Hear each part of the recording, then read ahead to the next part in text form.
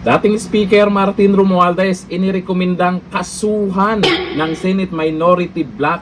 Yun nga lang, itong si Senator Ping Lacson, sabi niya, hindi daw sapat ang ebidensya. Pwede nga. O ayon dito sa balita ngayon, tahasang inirekomenda ng Senate Minority Bloc na kasuhan si former Speaker Martin Romualdez kaugnay ng umano'y malawakang katiwalian sa mga flood control projects. Dapat lang naman sana. Hindi maaaring iwasan ng dating House Speaker ang pananagutan sa mga anomalya sa dokumento. Malinaw ang posisyon ng mga senador. Sa inilabas na matrix ng mga personalidad na umano'y sangkot sa flood control scandal, inilagay si Romualdez sa pinakaitaas hudyat ng sentrong papel na ibinibigay sa kanya ng minority sa usapin ng pananagutan. Sa press conference, iginiit ni Senator Rodante Marcoleta na malinaw ang tinutumbok ng mga ebidensyang natalakay sa mga pagdinig. Sa tingin nyo, papayag ba si Ping Lacson niya? Bagamat wala pang espesipikong kasong binanggit, malinaw sa minority report ang rekomendasyon. Panagutin at sampahan ng kaso ang dating speaker batay sa bigat ng mga testimonya at dokumentong lumutang sa investigasyon. Ang 576-page minority report ay isinumite noong December sa pamunuan ng Senado para isaalang-alang sa paghahanda ng pinal na ulat ng Senate Blue Ribbon Committee. Nga lang, yung chairman ng Blue Ribbon Committee, di lang natin alam kung hindi lang ba niya nakikita yung mga ebidensya o nagbulag-bulagan o natatakpan, ano kaya ang dahilan? Ping Lacson. Kasi naman, malinaw naman siguro sa iba dyan sa mga nagsasabi na dapat si Tamba makasuhan kasi siya yung House Speaker dyan. Sigurado namang alam niya yung mga galawan ng mga buhaya dyan. Bakit mukhang iba?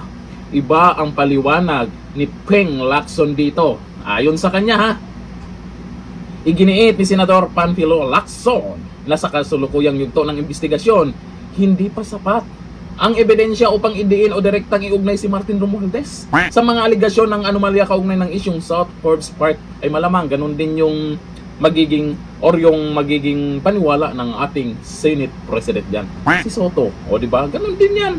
Malamang pagdating kay Tamba, mukhang iba yung galawan nila. Ayon kay Lacson, bagamat may mga lumutang na impormasyon at pahayag ng ilang testigo, kulang pa ang mga ito upang umabot sa antas ng legal na pananagutan. Pwede nga. Ping Lacson, ikaw naman. Wala pa anyang naihaing matibay na dokumento o konkretong patunay na direktang nag-uugnay kay Romualdez sa anumang illegal na transaksyon. Di nga. Baka naman hindi mo lang nakikita, Senator. Baka naman tingnan mo yung mga ebidensya ng minority. Di nga. Makinig ka naman sa taong bayan kung sino dapat sa tingin ng karamihan ang dapat maimbestigahan. Ikaw naman. Ping, huwag ganyan. Totoo ba yung balita? Totoo kayong sabi-sabi nila na si Ping Lacson daw? Totoo kaya yun? Magbasa muna tayo ng komento ng mga netizen dyan sa pinagyayaw-yaw ni Ping Lacson. Ito ang sabi ni Lehan Gallardo. Wala mangyari dyan sa investigasyon ni Lacson. Wala nang tiwala sa iyo yung mga tao. Senator Ping Lacson, sa tingin ng minority, sapat yung ebidensya tapos ikaw hindi pa. Sabi ni Ronnie Marasigan, kaya minamaliit ng mga tao ang Blue Ribbon mo, Lacson. Halatang halata ka sa pinagagawa mo. Halata ka na daw, Ping Lacson. Halata sa ano? Halatang ganyan? Sabi ni Adriana Marie Lorica, grabe, protect pa more. Halata talaga. Mayroon na ngang gustong kasuhan itong si Tamba, tapos yung iba mukhang ayaw pa. Ayaw nyo ba talagang managot kung sino yung dapat managot? Ano naman daw ebidensya? Kanino ba kayo naniniwala? Dito sa minority o kila Lacson? Malamang aasahan na natin kung ano yung kanyang mga galawan. Blue Ribbon Committee. Dapat nga talaga hindi pinalitan si Senator Marcoleta.